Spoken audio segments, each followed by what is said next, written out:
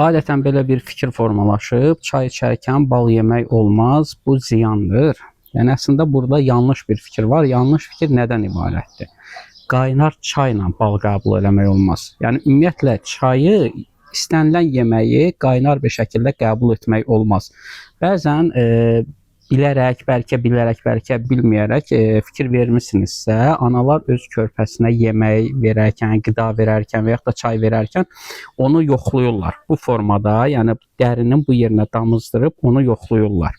O nəyə görədir? Bəlkə də ana onu instinkt olaraq bilərək və ya bilməyərək eləyir. Yəni bizim qida borumuzun qalınlığı ilə buradakı dərinin qalınlığı eynidir. Yəni buranı yandıran istər qida, istər çay, hər nədirsə onu qəbul etmək olmaz.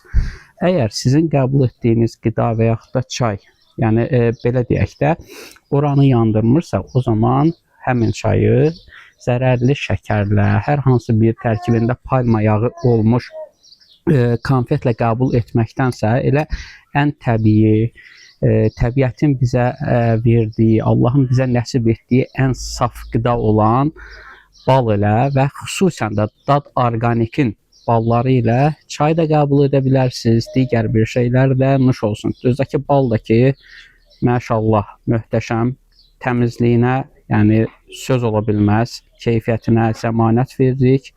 Dad Organik, ağzınız dada gəlsin.